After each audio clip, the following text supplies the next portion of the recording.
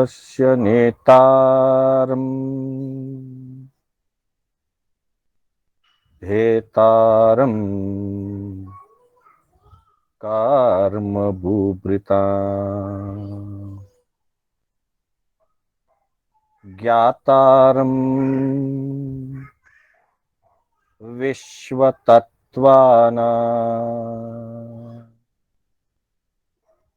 वन्दे तद्गुणलब्धये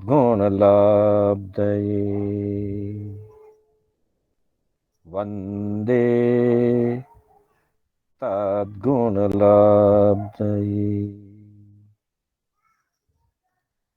अनंत उपकारी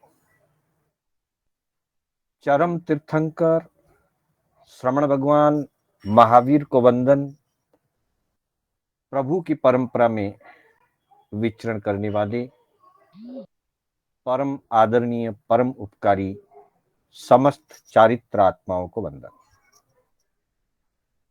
धर्म प्रेमी बंधुओं, सुशील माताओं एवं बहनों, श्री कर्नाटक जैन स्वाध्याय संघ बेंगलोर के तत्वावधान में आयोजित जैन आगम कथा सार की आज 15वीं कक्षा है।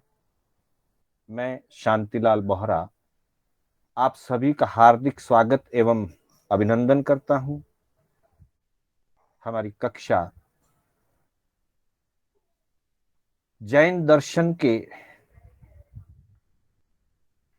अंग सूत्र ज्ञाता धर्म कथांग सूत्र के आधार पर उनके एक एक अध्ययन को लेकर के एक एक कथानक को माध्यम बना करके जीवन के विभिन्न धर्म सूत्रों का, तत्वों का और जीवन निर्माण के अलग अलग बिंदुओं का हम परिचय प्राप्त कर रहे हैं, जिससे हमारे जीवन में सद्गुणों का विकास हो, हमारे जीवन में विरक्ति और वैराग्य का विकास हो, सम्यक ज्ञान दर्शन चारित्र की आराधना का मार्ग प्रशस्त हो, मार्ग विकासमय बन करके मंजिल को प्राप्त कराए, यही एकमात्र हमारा उद्देश्य है। आज हम ज्ञाता धर्म कथांग सूत्र के प्रथम सुत स्कंद के 14वें अध्ययन पर चर्चा करने जा रहे हैं। बंधुओं, 14वां अध्ययन तेतली पुत्र नामक अध्ययन है। वैसे स्थानकवासी जैन समाज में इस अध्ययन की बड़ी महत्ता है। स्थानकवासी जैन समाज के एक महत्वपूर्ण धर्म ग्रंथ के रूप में इस अध्ययन का विस्तार और प्रवचन स्वरूप ग्रंथ लिंबड़ी संप्रदाय के महासतिया जी लीलावंती जी मर साहब के द्वारा प्रस्तुत की गई है। हम मात्र इसका संक्षिप्त सार आज जानने का प्रयास करेंगे, मात्र आधे घंटे के समय में। पर बता दूं ये कितना महत्वपूर्ण है यह अध्ययन, और इस अध्ययन का जो सार है या अध्ययन की जो विषय वस्तु है वो कितनी महत्वपूर्ण है, ये इसी बात से हम जान सकेंगे कि महासतिया जी मर साहब ने सन 1968 में 1968 के चातुर्मास में, उस समय उन महासतिया जी के संघाड़े सहित चातुर्मास मुंबई के एक मुख्य उपनगर कांदावाड़ी में था। कांदावाड़ी बहुत पुराना संघ है बंबई का। मां सतिया जी ने इस एक अध्ययन को, मात्र 14वां अध्ययन, पूरा ज्ञाता धर्म कथांक सूत्र नहीं, मात्र 14वां अध्ययन तेतली पुत्र, इस तेतली पुत्र को आधार बना करके 1 जुलाई 1968 से लेकर के 4 नवंबर 1968, अर्थात लगभग 124 दिन, लगभग 124-125 दिन तक इस अध्ययन को आधार बना करके, तेतली पुत्र को आधार बना करके अपना प्रवचन प्रस्तुत किया, जो उस समय 1969 में, 1968 में चातुर्मास हुआ, 1969 में गुजराती भाषा में, मां सती जी लीलावंती गुजराती संप्रदाय के महासाध्वी जी हैं, उन्होंने प्रवचन दिया और गुजराती में वह पुस्तक प्रकाशित हुई तेतली पुत्र के नाम से। उसके बाद कालांतर में हिंदी संस्करण भी उसका आया और अब तक हजारों की संख्या में अनेक बार उसके संस्करण निकले, पुनः पुनः उसका प्रकाशन हुआ। इतनी लोकप्रिय प्रवचन पुस्तक है कि कम से कम बहुत सारे स्वाध्यायियों ने तो इस पुस्तक को पढ़ा भी होगा, और यदि कदाचित कोई वंचित है, नहीं पढ़ पाया हो, तो मैं आग्रह पूर्वक निवेदन करता हूं कि प्रत्येक श्रावक श्राविका को, अध्यापक अध्यापिका को और स्वाध्यायी सदस्यों को यह पुस्तक अवश्य ही पठनीय है, अवश्य ही एक बार इसका गहराई से अध्ययन किया जाना चाहिए। इस अध्ययन में प्रभु महावीर ने धर्म का आकर्षण जीव को कैसे हो, जीव के अंतर में धर्म के भाव कैसे जग पाए, इस मुख्य विषय को प्रतिपादित किया और एक विशेष निमित्त बताया कि जब तक जीव बहुत सुखों में तल्लीन हो, सभी प्रकार की अनुकूलताएं जीवन में हो, वैसी स्थिति में प्रायः धर्म का आकर्षण या धर्म की प्राप्ति होना बड़ा कठिन होता है। कहीं न कहीं, किसी न किसी रूप में व्यक्ति के जीवन में कोई पीड़ा, कोई अपमान, कोई अभाव, कोई न कोई एक आंशिक छोटी से छोटी कमी भी अगर जीवन में आए, वो कमी व्यक्ति को पीड़ित कर देती है और उस पीड़ा के माध्यम से संभवतः जीवन में धर्म का प्रकाश प्रकट हो सकता है। क्योंकि कहा भी गया है, दुख में सुमिरन सब करे, सुख में करे न कोई। सुखी व्यक्ति प्रभु को याद नहीं करता, धर्म को याद नहीं करता, पर जीवन में जब कष्ट आता है, अपमान की स्थिति होती है, प्रतिकूलता की स्थिति बनती है, तब व्यक्ति को सबसे पहले धर्म याद आता है। आना भी चाहिए। सुख में भी आए तो बहुत अच्छी बात है, न आए तो कम से कम दुख में भी अगर धर्म याद आता है तो वो दुखों का निवारण कर सकता है।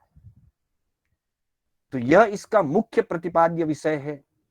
लेकिन इस कथानक के माध्यम से प्रभु ने संसार की आसक्ति, भोगों की रुचि, संबंधों के अंदर उतार चढ़ाव की स्थितियां, राज्य की लिप्सा और राज्य की लिप्सा के लिए न किए जाने वाले अनर्थ, ऐसी बहुत सारी मनोभावनाओं को, मनोवृत्तियों को इस अध्ययन में प्रतिपादित किया है। आखिरी बात कि जब तेतली पुत्र प्रतिबोध को प्राप्त कर लेते हैं, संयम स्वीकार कर लेते हैं, और केवल ज्ञान केवल दर्शन को प्राप्त करके मुक्ति प्राप्त करते हैं, वहां तक इस घटना को बताया गया है। प्रभु फरमाते हैं, तएनम तस्य तेयली पुत्रस्य अणगारस्य शुभ्रेणम परिणामेणम जाव तया वर्णिज्ञानम कम्माणम खओवसमेणम कम्मरय विकरण करम अपूर्वकरणम पवित्रस्य केवल वर्णान दंसने समुत्पन्ने। प्रभु फरमाते हैं कि जीवन के सारे उतार चढ़ाव के बाद, जीवन की विभिन्न परिस्थितियों से गुजरने के बाद आखिर में संयम मार्ग ही जीव के लिए आलंबन है। आत्मा को सुखी बनाने का एकमात्र जो मार्ग है वो धर्म आचरण ही है। तो उसी तरह से विभिन्न परिस्थितियों में गुजरने के बाद, सुख और दुखों से गुजरने के बाद तेतली पुत्र ने संयम स्वीकार किया, धर्म आराधना और साधना करते हुए, क्रमशः आत्म विकास करते हुए, शुभ परिणामों में ज्ञानावरणीय आदि कर्मों का क्षय करते हुए अपूर्व करण में प्रविष्ट होकर के पहले मोहनीय कर्म को क्षय किया, फिर एक साथ ज्ञानावरणीय, दर्शनावरणीय और अंतराय कर्म को क्षय करके श्रेष्ठ केवल ज्ञान दर्शन को प्राप्त किया। फिर अनेक वर्षों तक केवली पर्याय में रहते हुए अंततः मुक्ति को प्राप्त करते हैं। इस अध्ययन में जो सारा विषय है उसकी एक गाथा में, उपनय गाथा में फरमाते हैं, जाव न दुखम पत्ता मान भंसम च पाणिनोपायम ताव न धम्मम गण्यन्ति भाव ओ तेयली सुउव। तेतली पुत्र के समान, तेतली पुत्र को माध्यम बना करके ये बात कही गई है कि तेतली पुत्र के समान जब तक जीव दुख को प्राप्त नहीं करता है, अपमान को महसूस नहीं करता है, मान भंग की स्थिति तक नहीं पहुंचता है, प्रायः धर्म को ग्रहण नहीं करता है। धर्म ग्रहण करने के लिए दुख भी एक बहुत बड़ा निमित्त कारण है। दुख जनित वैराग्य भी बहुत महत्वपूर्ण भूमिका अदा करता है। तो बंधुओं, इस प्रसंग में मुख्य रूप से जो कथा फरमाई गई है वो इस प्रकार है। किसी समय में तेतली पुत्र नाम का एक मंत्री था जो तेतलीपुर नगर में निवास करता था, जहां कनकरथ और उनकी पटरानी, उनकी रानी पद्मावती नाम की रानी थी। तेतलीपुत्र अपने मंत्री के पद पे बहुत ही सफल व्यक्तित्व का धारक व्यक्ति था, जिसके लिए आगमकार कहते हैं कि एक मंत्री में जो मुख्य गुण होने चाहिए, साम दाम दंड भेद, उन सभी नीतियों से निपुण तेतलीपुत्र था और राजा के लिए भी वो बड़ा प्रिय और आदर का पात्र था। उसी नगर में एक स्वर्णकार रहता था। उस स्वर्णकार के भद्रा नामक स्त्री से पोटिल्ला नाम की एक कन्या थी। इस कथा में तेतली पुत्र और उसकी पत्नी, जो आगे चल करके पोटिल्ला से तेतली पुत्र का विवाह होता है, तो पोटिल्ला और तेतली पुत्र की घटना विस्तार पूर्वक चलती है। और इसी बीच में राजा कनकरथ का जीवन भी इसमें बताया गया है। तो जब पोटिल्ला युवती बनी, बहुत ही रूपवान और सुशीलवती कन्या थी, किसी समय तेतली पुत्र उस युवती को देख करके मन में विचार करता है कि ऐसी होनहार सुशील युवती अगर मेरे जीवन साथी बनती है, मेरे घर में मेरे पत्नी के रूप में मेरी जीवन संगिनी बनती है, तो मेरा जीवन बहुत सुंदर हो जाएगा। इस भावना को लेकर के तेतली पुत्र अपने विश्वस्त जनों को पोटिल्ला के घर भेजते हैं और पोटिल्ला के पिता मुशिकार दारक नाम के स्वर्णकार थे, उनसे जाकर के उस कन्या का हाथ मांगते हैं। पोटिल्ला के पिता विचार करते हैं कि तेतली नीतिवान है और साथ ही इतने बड़े राज्य के प्रधानमंत्री है, प्रधान अमात्य है, राजा के आदर और विश्वास के पात्र हैं। इससे बढ़िया और मुझे क्या संबंध चाहिए। ऐसा सोच करके उस युग की परंपरा के अनुसार वह मुशिकार दारक अपनी परिवार और अपनी परंपरा के अनुसार अपनी पुत्री का विवाह करने के लिए अनुमति प्रदान करते हैं। समय पर विधि विधान के अनुसार तेतली पुत्र और पोटिल्ला का विवाह हो जाता है। पोटिल्ला पत्नी बनकर के तेतली पुत्र के साथ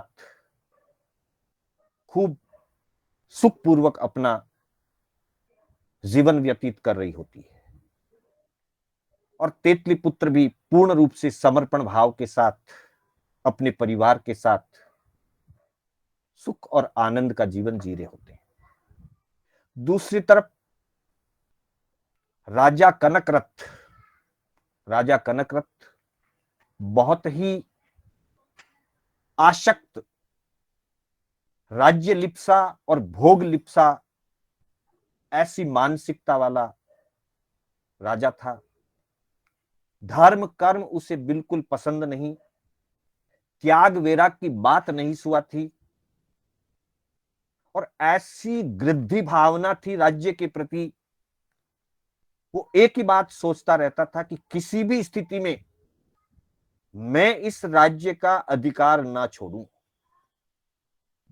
यहां तक कि बड़ा हो जाऊं, बूढ़ा हो जाऊं, मृत्यु पर्यंत भी मैं इस राज्य को छोड़ना नहीं चाहता और कोई इस राज्य का उत्तराधिकारी भी बने यह मुझे स्वीकार नहीं है।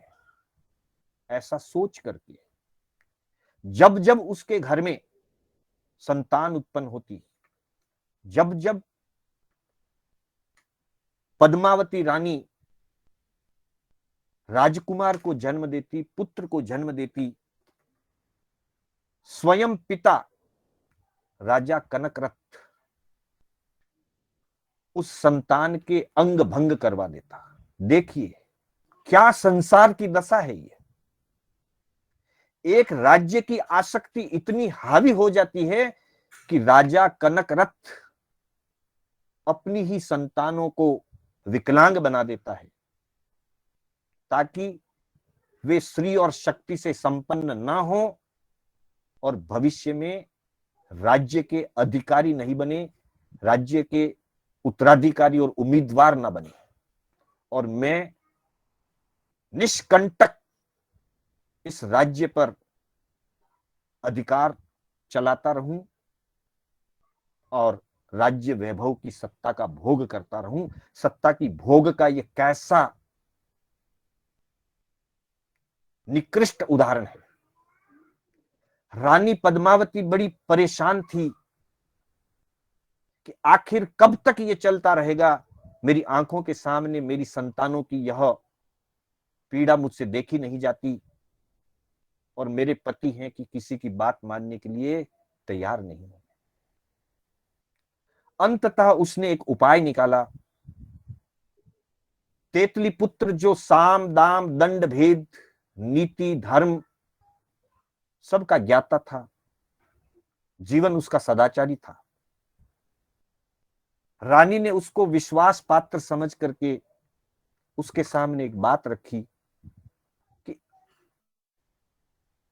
हो उसे गुप्त रूप से आपको मैं सुपुर्द कर दूंगी और किसी तरह से आप उसे पाल पोष कर बड़ा करके नीतिवान, न्यायवान, होनहार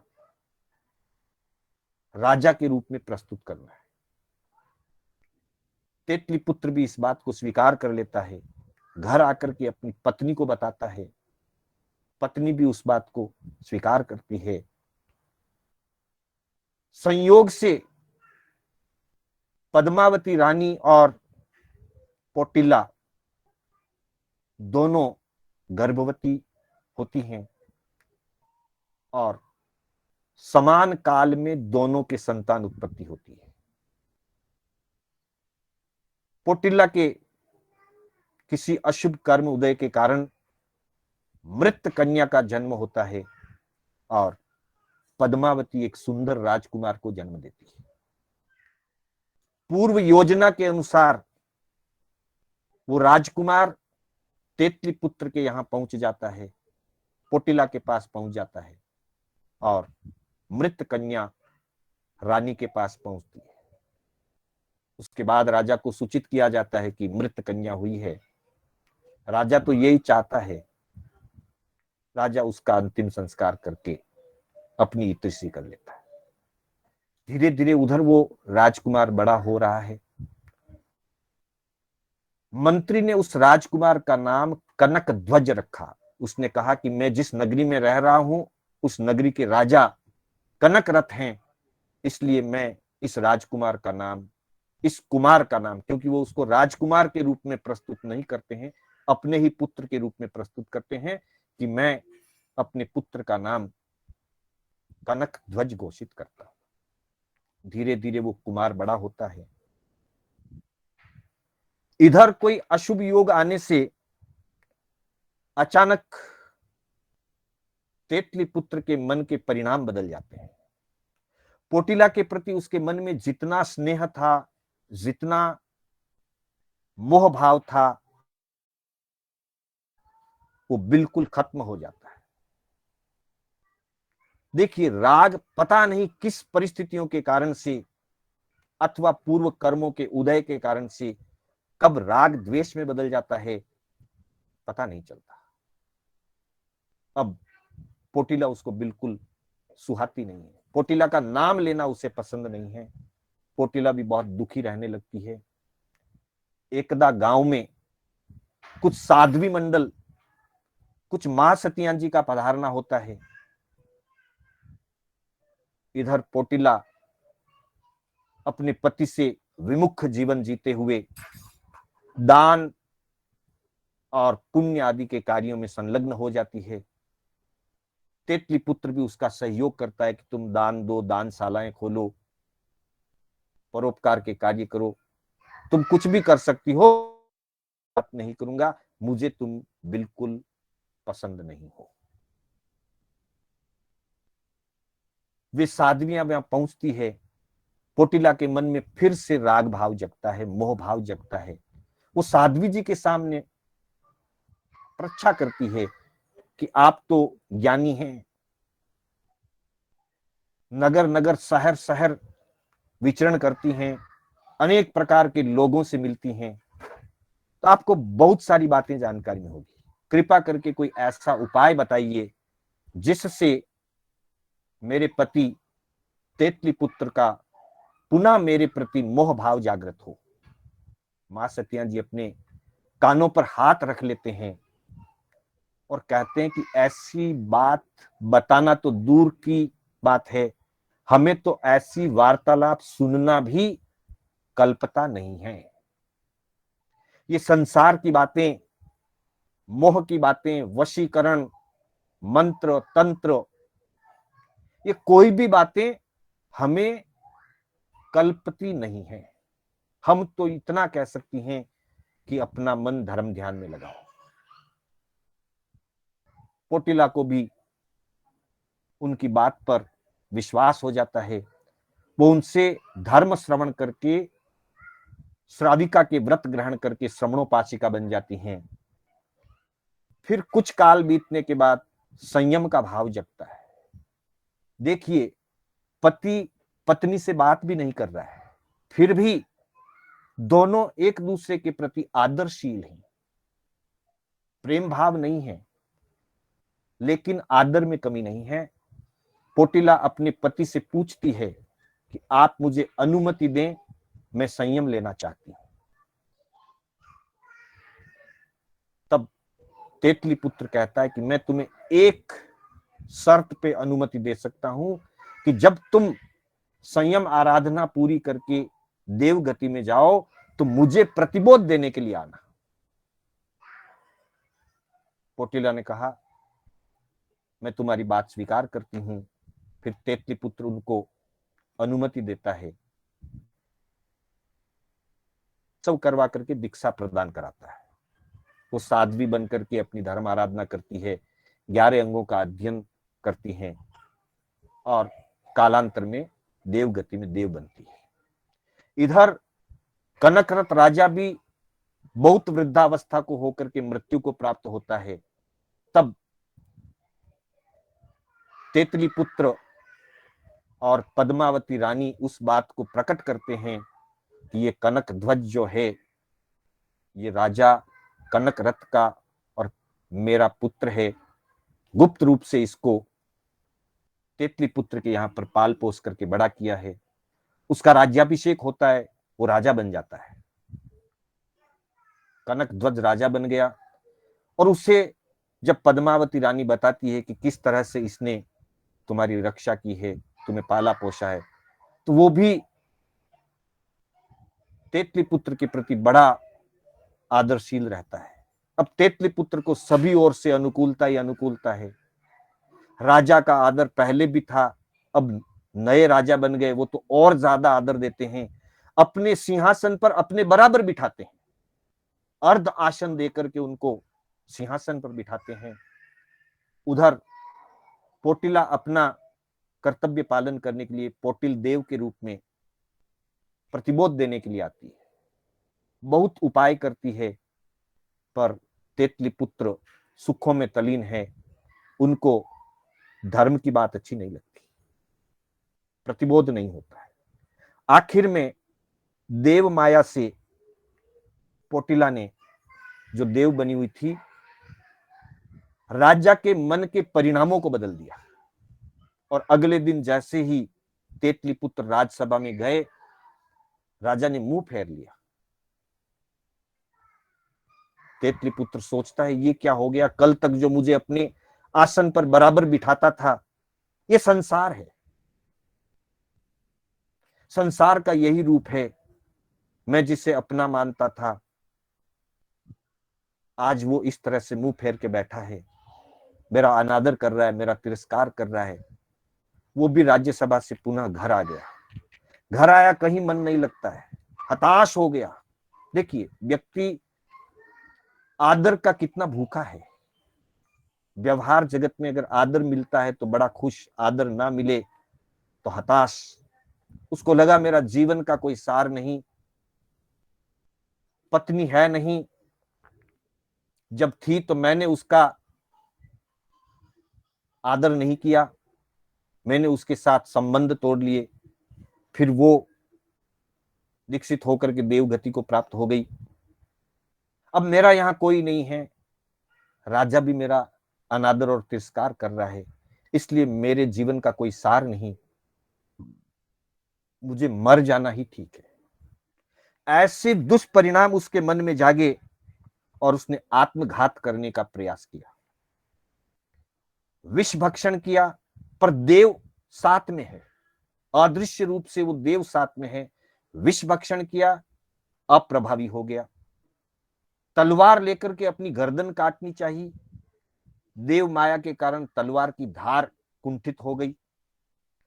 गले में फंदा लगा करके फांसी खा करके मरना चाहा, फंदा टूट करके गिर गया। जल में डूब करके प्राणांत करना चाहा, जल एकदम से कीचड़ जैसा हो गया, डूब ही नहीं सकते। आखिर में आग लगा करके अपने आप को जलाना चाहा। देव माया से आग भी शीतल हो गई। वो विचार करता है कि जीना चाहता हूं, जी नहीं पा रहा हूं, मरना चाहता हूं, मर नहीं पा रहा हूं, मेरी क्या दुर्दशा हो गई।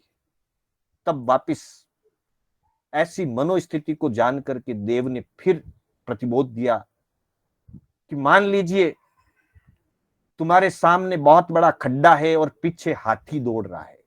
सामने खड्डा है, पीछे हाथी दौड़ रहा है, बीच में दोनों तरफ आग लगी हुई है और बाणों की बरसात हो रही है। ऐसी स्थिति में जीवन की सुरक्षा कहीं नहीं है। अर्थात एक तरफ संसार का खड्डा है, दूसरी तरफ कषायों के हाथी दौड़ रहे हैं,